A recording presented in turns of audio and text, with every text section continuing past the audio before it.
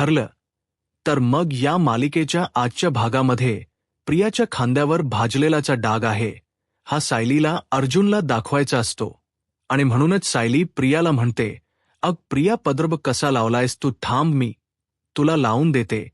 असं म्हणत सायली पदर लावण्याच्या निमित्ताने प्रियाकडे येते, तिच्या मानेवरचे केस बाजूला करते आणि तिच्या खांद्यावर असलेला तो व्रण आता अर्जुनला दाखवते. आता अर्जुनची ही खात्रीपट की ही हो बबली लोखंडेच आहे, तर आता अर्जुनलाही कळालेलं असतं. तर त्यानंतर प्रिया अश्विनला म्हणते, "चल अश्विन, आपण पाडव्याची पूजा करून घेऊया गेल्या वर्षीप्रमाणे, यावर्षीही तशीच करूया." असं म्हणत प्रिया पुढे पाऊल टाकणार तर कल्पनताई म्हणतात, "तन्वी, अग थांब ना, म्हणजे गेल्या वर्षी तू आणि अश्विनने ही पूजा केली होती, पण यावर्षी आपण सायली आणि अर्जुनला करायला देऊयात ना." तर प्रिया म्हणते, "पण आई." कल्पनात ताई म्हणतात, "तन्वी, अगं मला माहीत आहे तू समजूतदार आहे, तू नक्कीच समजून घेशील. आणि सायली, अर्जुनला यावर्षीच्या पूजेचा मालही देशील हो की नाही?" तर प्रिया म्हणते, "हो हो आई, काही हरकत नाही, ज्या पूजा करून घ्या." असं म्हणत प्रिया आता सायली अर्जुनकडे पाहते. तर अश्विन प्रियाचं कौतुक करत म्हणतो, "तन्वीना आजकाल सगळ्यांना समजून घेण्याचा प्रयत्न करत असते. प्रत्येक गोष्ट इतकी छान पद्धतीने करते ना की तिचं कसं कौतुक करावं मला काहीच कळत नाही, पण तन्वीचा अभिमान मात्र मला वाटतो." अर्जुन म्हणतो, "हो ना, म्हणजे तन्वीच रोजच वागणं हे आमच्यासाठी सरप्राईजच असतं, म्हणजे रोज एक नवनवीन सरप्राईज ती देत असते. एक्झाम्पल, आत्ताच तिने सगळ्यांसमोर जो समजूदारपणा दाखवला ना, त्यासाठी मी बोलतोय." आता अर्जुनचा हा रोष अश्विनला कळालेला असतो, परंतु अश्विन मात्र आता काहीच बोलत नाही. अर्जुन म्हणतो, "चल बायको, आपण गुढीची पूजा करून घेऊयात." असं म्हणत सायली अर्जुन आता गुढीची पूजा करतात. अगदी सगळ्या रीती रिवाजाप्रमाणे ती पूजा करून घेतात. तर त्यानंतर सायली आणि अर्जुन गुढी मातेजवळ प्रार्थना करतात. तर सायली म्हणू लागते, "गुढी माते, यापुढे या घरावर कोणतंही संकट येऊ देऊ नकोस. तुझी सावली या घरावर कायम अशीच राहू देत." सायली मनाशीच म्हणते.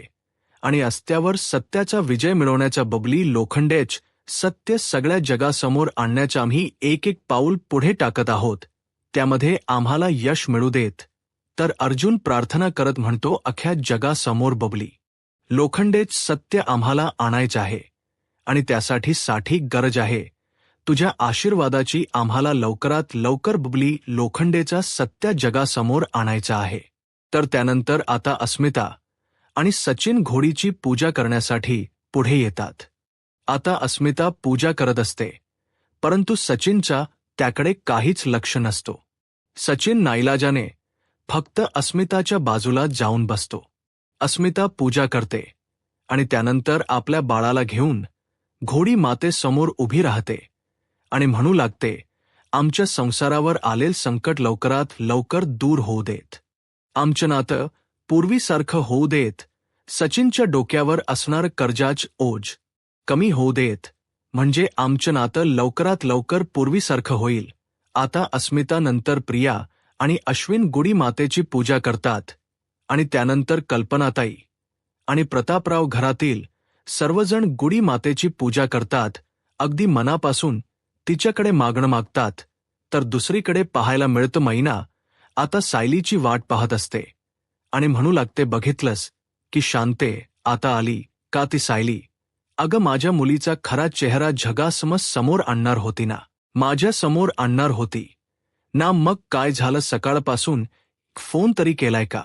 काही करू शकत नाही ती, कारण माझी मुलगी कशी आहे ना हे मला चांगलंच माहीत आहे."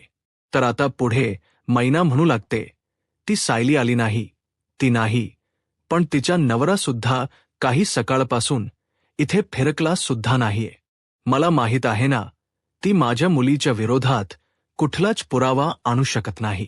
तर सदा मैनाला म्हणतात, "अग मैने, आतापर्यंत त्या बबलीची वाट पाहतच होतीस ना, मग आता थोडा वेळ तर सायलीची वाट बघ, थोडा धीर धर, नक्कीच ती सायली येईल." तर मैना म्हणू लागते, "त्या सायली आणि अर्जुनने तुमचा जीव काय वाचवला तर तुम्ही त्यांचीच बाजू घ्यायला लागलात. अहो रक्ताच हे रक्ताच नात असतं आणि आपल्या पोरीसोबत आपल्या रक्ताच नात आहे परकत असतं. त्यामुळे मला चांगलंच माहीत आहे माझी मुलगी जगाशी कशीही वागली ना तरी सुद्धा ती आमच्यासाठी चांगलीच आहे आणि ती आमच्याशी चांगलंच वागणार कारण ती माझी मुलगी आहे असं छाती ठोकपणे सांगणाऱ्या आता मैनेला शांता मात्र शांत करते आणि शांता मावशी म्हणू लागतात, अग मैने जरा गप बस ना, थोडा धीर धर ना. काय चाललंय तुझं? आणि हो सायली आहे ती सायली, तिच्यावर विश्वास ठेव म्हणजे तुला कळेल की ती कशी आहे. आणि सायली तिचा शब्द कधीच मोडत नाही. तर त्याच वेळी तिथे अर्जुन आलेला असतो आणि शांता मावशींना म्हणतो, अगदी बरोबर बोललात तुम्ही. अर्जुन मैन्याच्या समोर येतो आणि म्हणू लागतो, माझ्या बायकोने शब्द दिला ना तर तो ती पाळणारच आणि तसाही अजून दिवस संपलेला नाहीये. तर मैना मागे वळून पाहते तर सायली नसते आणि म्हणूनच ती अर्जुन म्हणते, हो का मग तुझी बायको कुठे आहे? तू तर एकटाच आलायस. तर अर्जुन म्हणतो की हो मी एकटाच आलोय कारण माझी बायको तुमच्या मुलीचा खरा चेहरा तुम्हाला दाखवण्याची तयारी करत आहे. आता अर्जुन मैनाला विचारतो, खरंच तुमच्या मुलीचा खरा चेहरा तुम्हाला बघायचा आहे? तर मैना कॉन्फिडन्समध्ये बोलते की हो मला बघायचंच आहे कारण मला माहीत आहे माझी मुलगी तशी नाही. तर अर्जुन आता सायलीला व्हिडिओ कॉल करतो. तर त्यावेळी सायली मैना आणि सदाला म्हणू लागते, डोळ्यात तेल घालून बघा, तुम्हाला चला वाटेल की ही बबली लोखंड नडे तुमची मुलगी आहे. असं म्हणत सायली आता प्रियाच्या रूमच्या हळूवार दरवाजा उघडते आणि पाहते आणि त्यांना व्हिडिओमध्ये दाखवते तर प्रिया मात्र शांत झोपलेली असते. तर आता सदा हळू आवाजातच मैनेशी बोलत असतात. तर अर्जुन म्हणू लागतो, तुम्ही मोठ्याने बोलू शकता कारण आपल्यासाठी मी आपला मोबाईल म्यूटवर ठेवला आहे. तर आता सदा मैनाला म्हणू लागतात, मैने अग तू तुझ्या मुलीला मेसेज करतेस, तुझ्या बापाचा जीव जातो असं म्हणतेस आणि तुझी मुलगी मात्र शांत झोपू नये बघतेस ना तू. तर मैना अजूनही प्रियावर विश्वास ठेवत म्हणू लागते, तुम्ही गप्प राहा हो, जरा वेळ थांबा ना, पुढे बघा. तर आता अर्जुन म्हणतो, अजूनही विश्वास बसत नाही ना, मग थांबा. असं म्हणत अर्जुन आता मैनावतींच्या फोनवरून प्रियाला फोन करतो. प्रिया शांत झोपलेली असते. ती आपला इकडे तिकडे मोबाईल शोधते आणि पाहते तर आईचा फोन असतो.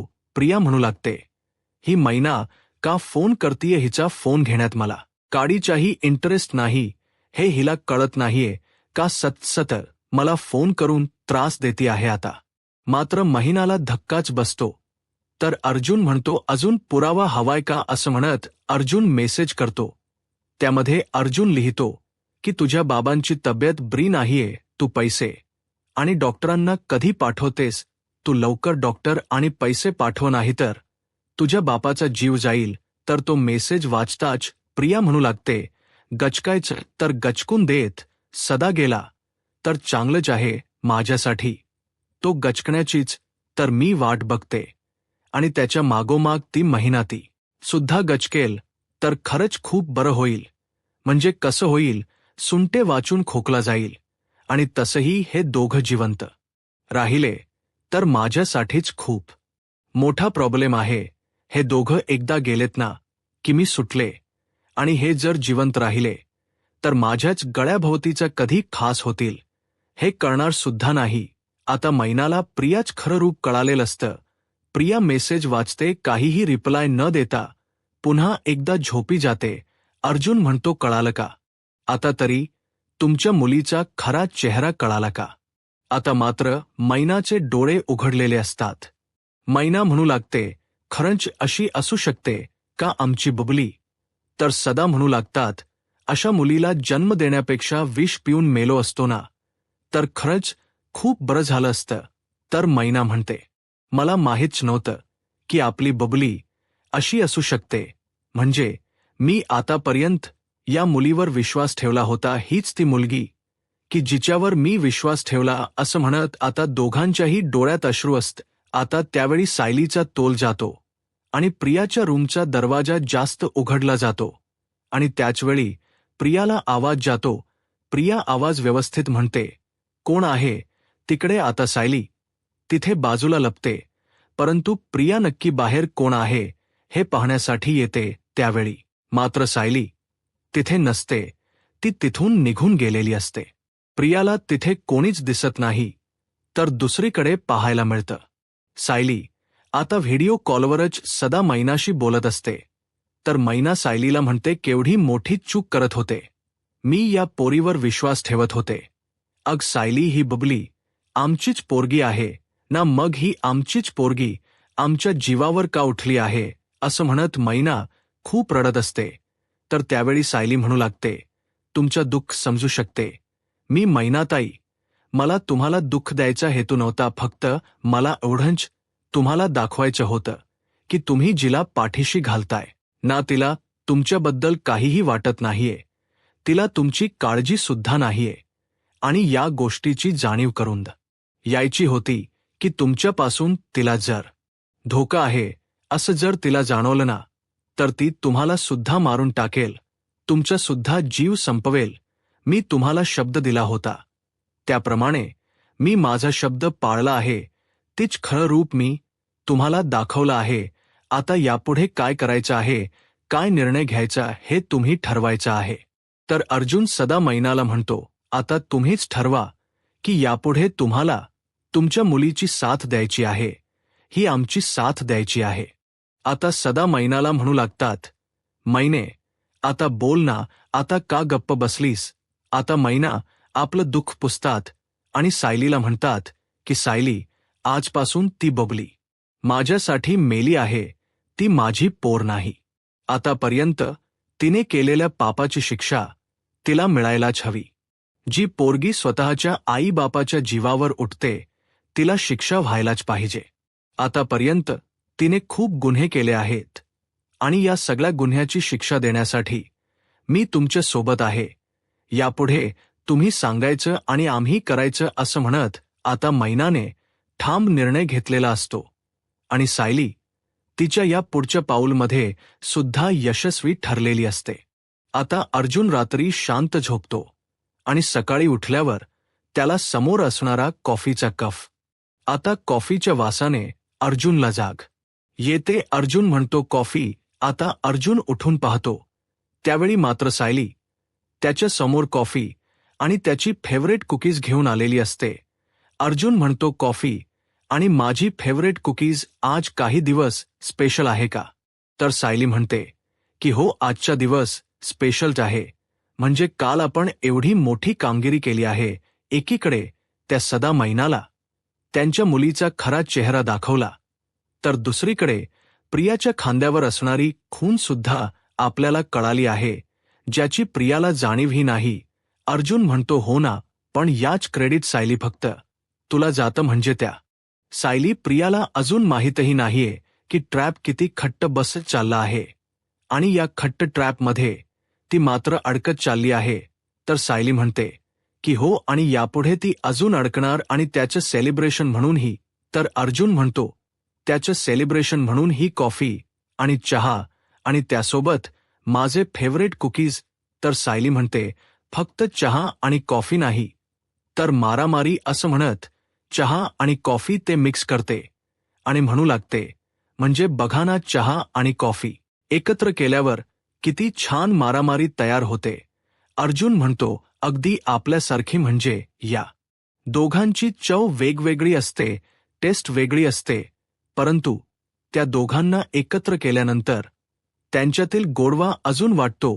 किती सुंदर सकाळ आहे ना, म्हणजे एवढी मारामारी माझ्या हातात आणि माझी सुंदर बायको माझ्या समोर, आपण हा गोडवा अजून वाढवूयात का, असं म्हणत अर्जुनने ती एकाच कपामध्ये मारामारी केलेली असते.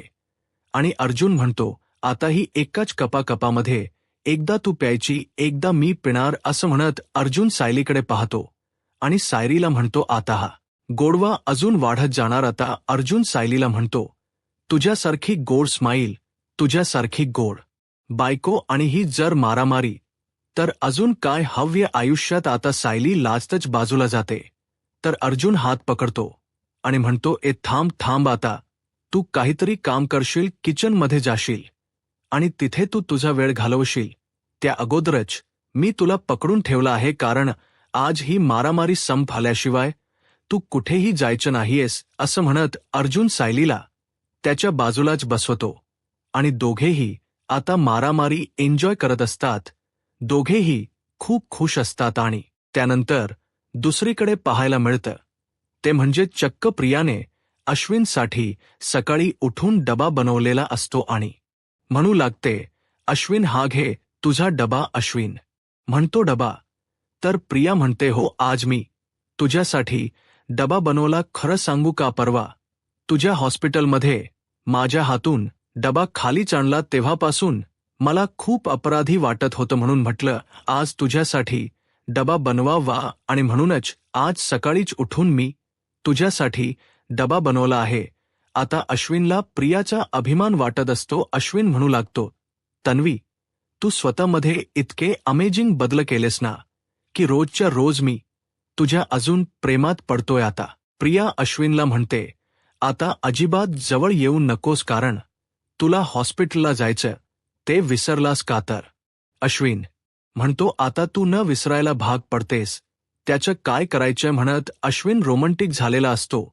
तो प्रियाच्या जवळ जाणार तर प्रिया म्हणते, अश्विन, डॉक्टरची फर्स्ट जे पेशंट असतात हे विसरलास का तू? तर अश्विन म्हणतो, नाही, हे तर मी कधीच विसरणार नाही, पण हो, तू जे डब्यात प्रेम भरून दिलेस ना ते मी संध्याकाळपर्यंत पुरवेन आणि उरलेला कोटा मी रात्री पूर्ण करेन, असं म्हणत अश्विन खूप प्रेमानेच प्रियाकडे पाहत असतो. तर प्रिया नाटक करत म्हणते, अश्विन, अरे खूप उशीर होतोय हॉस्पिटलला जायला, असं म्हणत त्याच्या हातात टिफिन देते, बॅग देते आणि तिथून त्याला खालवते. तर त्यानंतर प्रिया म्हणते, हा अश्विन किती बावळट आहे ना, म्हणजे कोणत्याही गोष्टीवर खुश होत असतो. एवढी छोटीशी स्माईल जरी फेकली ना तरी सुद्धा हा प्रेमात येडा होत असतो, असं म्हणत प्रिया काही त्याच्याकडे लक्ष देत नाही, त्याच्याकडे दुर्लक्ष करते आणि त्यानंतर ती तिचा मोबाईल पाहते. त्यावेळी तिच्या लक्षात येतं तर प्रिया म्हणू लागते, अरे यार, मी तर रात्री अश्विनला मोबाईलचा आवाज येऊ नये म्हणून मोबाईल सायलेंट मोडवर ठेवला होता, पण हे महिन्याचे किती फोन्स आणि मेसेज आले आहेत. खरं तर हिने मला पैसे पाठवायला सांगितले होते, आता हिला काही करून पैसे पाठवायला हवेत, नाहीतर जातील सायली अर्जुनकडे पैसे मागायला आणि सायली अर्जुनच्या टीममध्ये गेले तर नाही असं होऊन चालणार नाही. आणि म्हणूनच प्रिया लगेच तिच्या माणसाला फोन करते आणि म्हणू लागते, हॅलो, मी काही पैसे आणि तुला पत्ता पाठवते, त्या पत्त्यावर जायचं आहे आणि ते पैसे द्यायचे. तिथे एक म्हातारी राहतात, त्यांना पैसे द्यायचे आहेत. तर तो माणूस प्रियाला म्हणतो, हो, तुमचं काम होईल, परंतु माझं कमिशन मिळेल ना? प्रिया म्हणते, मिळेल रे, जो तो येतो तो पैसेच मागत असतो, तुझं कमिशन मिळेल. तर तो माणूस म्हणतो की बरं ठीक आहे मॅडम, मी आत्ताच जातो, पण तुम्ही मला पैसे पाठवा, असं म्हणत तो प्रियाला पैसे पाठवायला सांगतो. आता प्रिया लगेच सदा महिन्यासाठी पैसे पाठवायला घेते. प्रिया म्हणू लागते, सदा महिना त्या अंधाया खोलीत कुजत पडले असतील, आता ह्यांना पैसे पाठवले ना तर यांच डोक तरी शांत होईल. कुठल्या डॉक्टरला बोलवायचं ते बोलवा, असं म्हणत प्रियाने आपल्या माणसाकडे पैसे पाठवलेले असतात. दुसरीकडे पाहायला मिळतं सायली आता रूममध्ये येते. अर्जुनला म्हणते, तुम्ही तुमच्या आवरून घ्या, म्हणजे आपण एकत्रच नाश्त्यासाठी जाऊ. आता अर्जुनसाठी हा खूप मोठा धक्का असतो. अर्जुन मागे येऊन पाहतो, सायली आरामात बेडवर बसलेली असते. अर्जुन म्हणतो, खरंच हे तू बोलतेस का? नाही म्हणजे हेरवी तुझी धावपळ चालू असते, मला नाश्त्यासाठी हाक मारत असतेस, पण आज काही वेगळा चमत्कारच काढलाय का? तर सायली म्हणते, चमत्कार येथे नाही, खाली होतोय. अर्जुन म्हणतो, म्हणजे? तर आता सायली म्हणू लागते, आज प्रियाने सकाळचा नाश्ता, अश्विन भाऊजींचा डबा आणि दुपारचं जेवणही तयार ठेवलं आहे. आता मात्र अर्जुन स्वतःला सावरतो आणि म्हणू लागतो, हा चमत्कार म्हणायचा का? म्हणजे ही आनंदाची गोष्ट आहे, परंतु तितकाच विचारही करावा लागतो की हिच्या मनात नक्की काय चालू आहे. सायली म्हणते हो ते तर आहेच, परंतु तिला नक्कीच काहीतरी साध्य करायचं असेल आणि म्हणूनच हे सगळी काही नाटक चालू असणार. अर्जुन म्हणतो ते सगळं जाऊ दे, परंतु आपल्याला लवकरात लवकर डीएनए टेस्ट करायला हवी. मैनावती आणि प्रिया या दोघांचीही डीएनए टेस्ट करायला हवी, कारण ज्यावेळी तन्वी परत आली होती तेव्हा सुद्धा सिनियरने डीएनए टेस्ट केली होती. त्यावेळी प्रियाने रिपोर्ट मॅनेज केले होते आणि तिच्या मनासारखे रिपोर्ट ती घेऊनही आली होती. पण जोपर्यंत आपण डीएनए टेस्ट करत नाही तोपर्यंत सिनियर कुठल्याही पुराव्यांवर विश्वास ठेवणार नाही. तर सायली म्हणते की हो, रविराज काकांचा विश्वास वाचायला हवा असेल आणि रविराज काकांसमोर सत्य आणायचं असेल तर त्यासाठी डीएनए टेस्टची गरज आहे. आता फक्त मैनावती आणि प्रिया यांचीच डीएनए टेस्ट नाही, तर प्रिया आणि प्रतिमा आता यांचीही करायची आहे. म्हणजे शंकेला कुठेही जागा राहायला नको. आणि सगळ्यात महत्त्वाचं म्हणजे आपल्या समोर सगळे रिपोर्ट आले तर हे सिद्ध होईल की प्रिया ही प्रतिमा हत्यांची नाही, तर मैनावतीची मुलगी आहे. तर अर्जुन म्हणतो की हो, पण आता प्रश्न हा आहे की आता डीएनए रिपोर्टसाठी सॅम्पल कसं मिळवायचं, कारण प्रिया, प्रतिमा आणि इथे मैना या तिघांचंही सॅम्पल आपल्याकडे असायला हो. एक तर त्यांचा केस नाही, तर दुसरं म्हणजे नखं. आता हे कसं मॅनेज करायचं? तर सायली म्हणते आहे माझ्याकडे एक कल्पना आहे. आता अर्जुन सायलीला विचारतो कोणती? तर दुसरीकडे पाहायला मिळतं कल्पनाताई प्रतापरावांना आवाज देतात आणि म्हणतात अहो चला नाश्ता करून घ्या. आणि अगं विमलजा आणि अस्मिताला विचार की ती नाश्ता करायला बाहेर येते की तिच्या रूममध्येच नेऊन द्यायचा आहे. आता विमलताई अस्मिताच्या रूमच्या दिशेने निघालेले असतात, पण त्याचवेळी अस्मिता रूमच्या बाहेर येत असते आणि तिच्यासोबत सचिन असतो. तर कल्पनाताई म्हणतात चला, अस्मिता सुद्धा आली आहे, आपण नाश्ता करून घेऊयात. प्रतापराव उठणार तर अस्मिता म्हणू लागते डॅड एक मिनिट, मला तुमच्यासोबत जरा बोलायचं आहे. प्रतापराव म्हणतात बोल ना, काय झाले बाळा? तर अस्मिता म्हणू लागते डॅड माझ्या बँक अकाउंटच नक्की काय झाले? तुम्ही म्हणाला होता ना की तुम्ही चौकशी कराल, तुम्ही बोलाल म्हणून. तर प्रतापराव म्हणतात की हो, मी फॉलोअप घेतच आहे. मी त्या बँकेशीही बोललो आहे, त्या मॅनेजरशीही बोललो आहे. ते म्हणालेत की काहीतरी टेक्निकल इश्यू आहे, होईल ना ते कळवतील आपल्याला. तर अस्मिता म्हणू लागते पण सतत डॅड हेच उत्तर मिळते, मला माझे पैसे हवे आहेत आणि ते मिळत नसतील तर मग काय उपयोग आहे? तर प्रतापराव म्हणतात अगं अस्मिता नको काळजी करूस. तर प्रतापराव म्हणतात अगं अस्मिता, मी आज बँकेत स्वतःहून जातो आणि बघतो नक्की काय प्रॉब्लेम झाला आहे. तर कल्पनात ताई म्हणतात अस्मिता अगं तुला या सगळ्याची काय गरज आहे? म्हणजे बँकेतील पैसे मिळत नसतील तर काय हरकत आहे? तुला आम्ही पैसे देणार आहोत ना. तुला काय असेल तर सांग, आम्ही तुला आणून देऊ. आता मात्र अस्मिता सचिनकडे पाहते तर सचिन म्हणू लागतो तो मम्मा पैशाचा प्रश्न नाहीये, परंतु अस्मिताच्या अकाउंटचा प्रश्न आहे.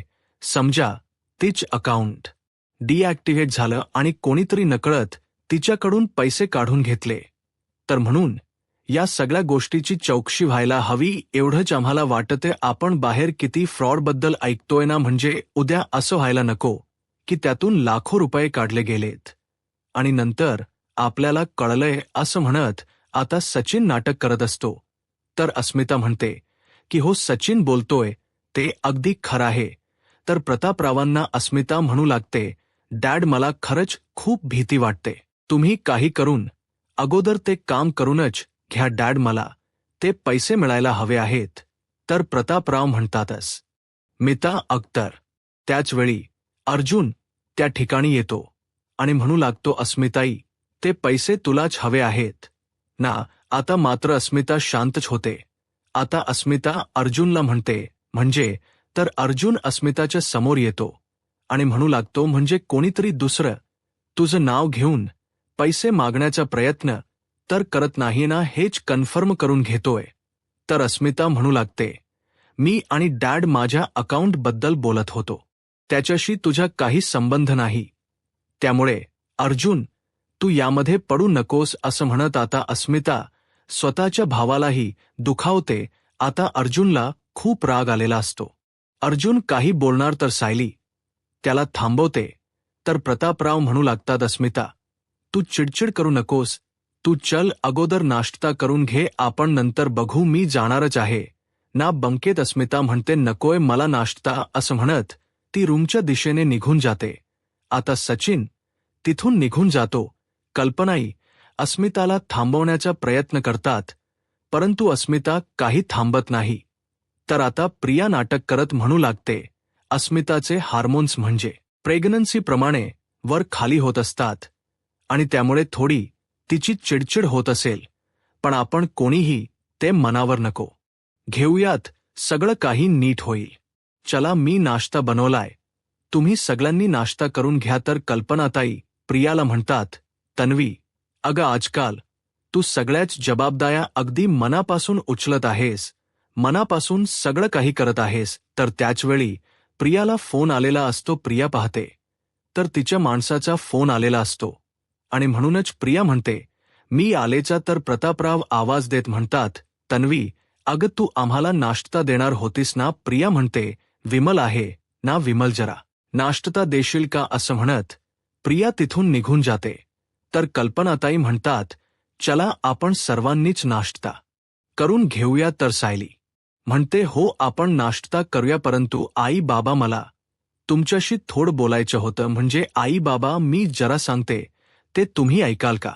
तर कल्पनाताई म्हणतात, काय झाले सायली.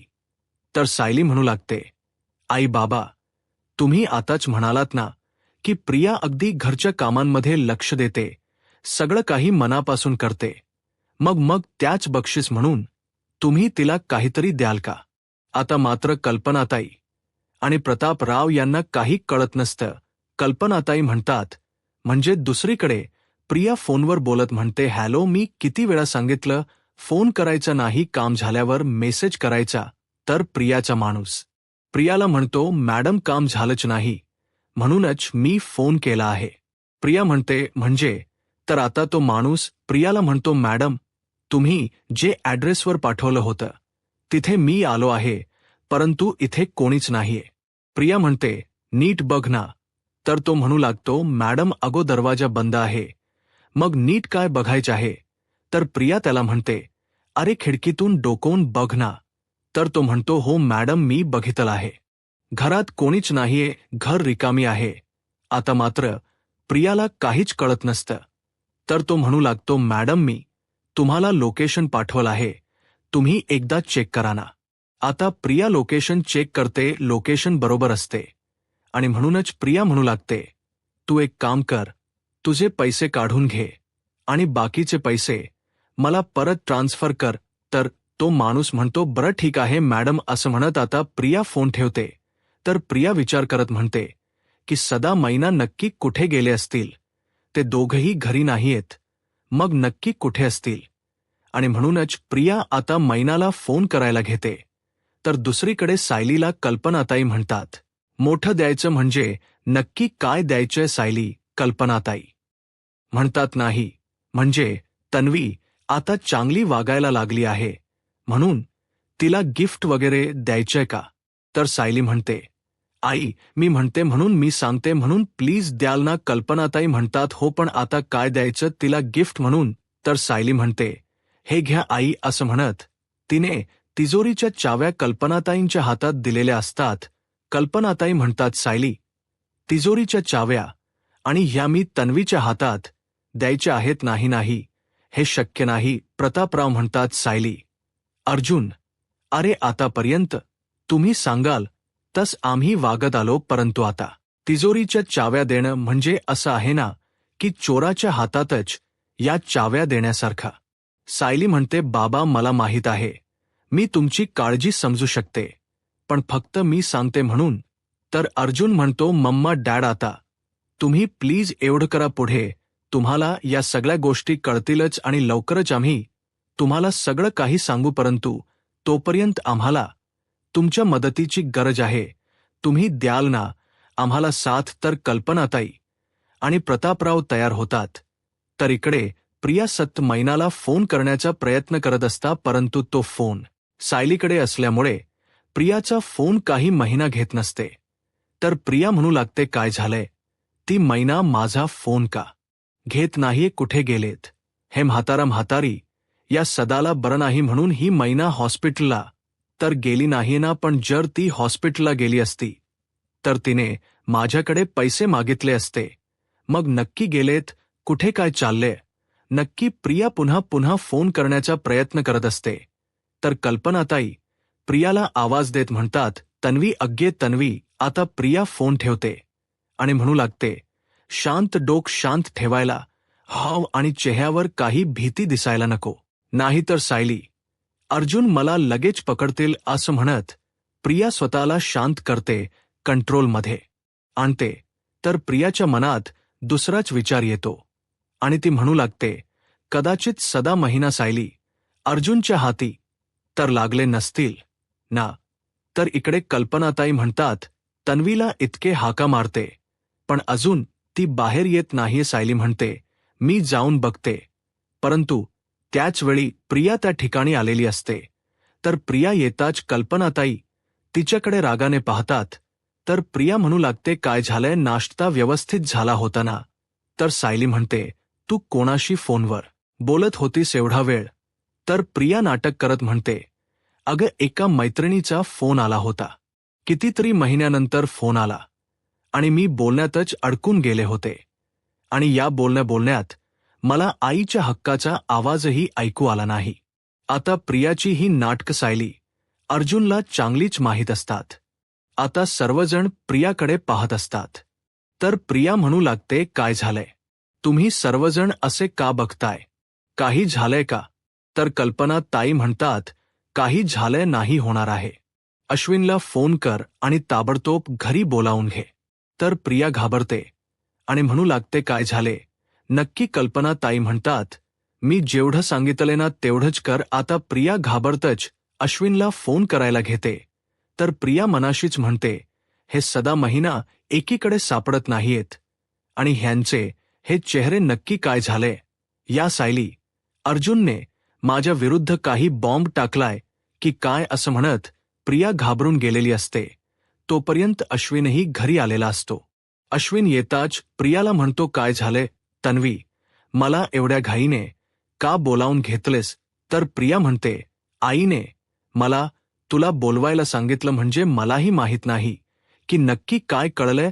कोणी काहीच सांगत नाहीये. असं म्हणत प्रिया थोडी घाबरून गेलेली असते. अश्विन कल्पना ताईंना म्हणतो, काय झालंय मम्मा? तन्वी सगळ्यांशी नीट वागते, मग तरी सुद्धा काय प्रॉब्लेम आहे?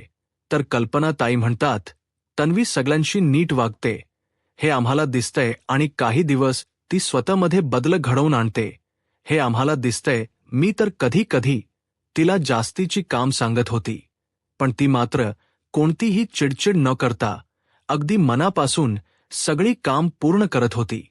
आणि म्हणूनच मलाही तिचा अभिमान वाटतोय. मी प्रत्येक जबाबदाऱ्या अगदी मनापासून उचलल्या आहेत आणि म्हणूनच पूर्णाही म्हणतात ना, जबाबदारी घेऊ पाहणाऱ्या व्यक्तीला जर आपण जबाबदारीची संधी दिली ना तर तो जास्त जबाबदार होतो. आणि अश्विन म्हणूनच मी एक निर्णय घेतला आहे. तर अश्विन म्हणतो, निर्णय? कोणता निर्णय मम्मा?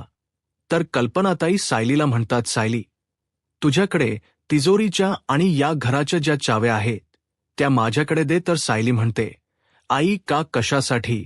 कल्पनाताई म्हणतात, मी जेवढं सांगितले ना तेवढकर चाव्या दे. आता कल्पनाताई सायलीकडून चाव्या घेतात आणि प्रियाला म्हणतात, तन्वी, तू या घरची धाकटी सून आणि पूर्ण आजींची नाचसून म्हणून आम्ही तुला स्वीकारलं आहे आणि तू ते सिद्ध केलेस. आणि म्हणूनच आजपासून या घराची जबाबदारी तुझ्यावर. अश्विन, यापुढे तन्वी या घरची सून म्हणून आम्ही तिला स्वीकारलं आहे. तर अर्जुन म्हणतो, मम्मा, तुझं काय चाललंय? अगं, हिच्यावर तू विश्वास ठेवतेस. 2 दिवस ब्री काय वागली ती तर तुम्ही सर्वजण तिच्यावर विश्वास ठेवायला लागलात आणि आता तर तिजोरीच्या चाव्या देत आहे तिच्या हातात, म्हणजे 2 दिवसात ती तिजोरी साफ करेल. तर अश्विन म्हणतो, अर्जुन, तू काहीही बोलू नकोस दादा, ती असं काहीही करणार नाहीये. तर प्रिया म्हणते, अर्जुन अरे, माझ्यावर विश्वास ठेवून तर बघा मी असं काहीही करणार नाहीये. तर सायली चिरण्याचं नाटक करते आणि म्हणू लागते, कसा ठेवायचा तुझ्यावर विश्वास? सांग ना. इतिहास सांगतोय की जेव्हा जेव्हा आम्ही तुझ्यावर विश्वास ठेवला तेव्हा तेव्हा तू पाठीत सुराज खुपसलायस. तर प्रिया म्हणते, नाही आई, मी असं काही करणार नाही. सायली, प्लीज माझ्यावर विश्वास ठेव. आणि आई बाबा, खरंच थँक यू सो मच. तुमच्या या जबाबदारीच मी नक्कीच सोनं करेन. मी तुम्हाला वचन देते की तुम्हाला कुठेच तक्रारीसाठी जागा ठेवणार नाही. तर सायली म्हणते, या चाव्यांवर माझा अधिकार आहे, त्या चाव्या मला परत दे. तर प्रिया म्हणू लागते, माझ्यावर आई बाबांनी एवढी विश्वासाने जबाबदारी दिली आहे आणि तू का जळतेस? सायली, अगं प्लीज माझ्यावर विश्वास ठेव. अगं मी अगदी मनापासून या घरातला स्वीकारला आहे, मग तू का माझ्यावर जळतेस? लहानपणात शत्रुत्व अजूनही तसंच ठेवलायस का? सायली म्हणते की हो, कारण तू कधी बदलणार नाहीस हे मला चांगलंच माहीत आहे. अश्विन म्हणू लागतो, सायली वहिनी, एकदा विश्वास ठेवू ना. सायली म्हणते, नाही, या मुलीच्या या खोट्या प्रेमात तुम्ही आंधळे झाला असाल, परंतु मी आंधळी झाली नाही. मला चाव्या परत दे. असं म्हणत आता सायली प्रियाच्या हातातील चाव्या हिसकावून घेते आणि म्हणू लागते, या चाव्यांवर फक्त माझा अधिकार आहे आणि मी चाव्या कोणालाच देणार नाही. प्रिया आता खूप चिडते आणि म्हणू लागते, सायली, तू माझ्यावर का जळतीयस? मला माझ्या चाव्या परत दे. असं म्हणत प्रिया आणि सायली दोघांमध्ये ही भांडण चालू होतात. तर येणाऱ्या पुढील भागामध्ये चाव्यांसाठी दोघंही एकमेकांच्या जीवावर उठलेले असतात. प्रिया ही सायलीचा गळा धरायला जाते आणि त्याचवेळी सायली प्रियाचे DNA टेस्टसाठी हवे असणारे सॅम्पल घेते. तर आता रूममध्ये येताच अर्जुन सायलीला म्हणतो, कधीही तुझा आवाज सडत नाही आणि आज मात्र तू तिच्या अंगावर धावून गेली होतीस. सायली म्हणते, DNA सॅम्पल हवे होते ना, मग हे घ्या. एक नाही तर तीन केस मिळाले आहेत. तर आता अर्जुन सायलीकडे पाहू लागतो. आता सॅम्पलसाठी सायलीने कुठलं टोक घातलेलं असतं अर्जुन त्याचा विचारही करू शकत नाही. आता सायली अर्जुनच्या हाती सॅम्पल तर लागलेले असतात. आता खरे रिपोर्ट सायली अर्जुनच या हाती लागतील का? आणि सायली अर्जुन लोखंडीचं सत्य जगासमोर आणू शकतील. यूट्यूब चॅनलला सबस्क्राईब करा आणि व्हिडिओ लाईक करा. धन्यवाद.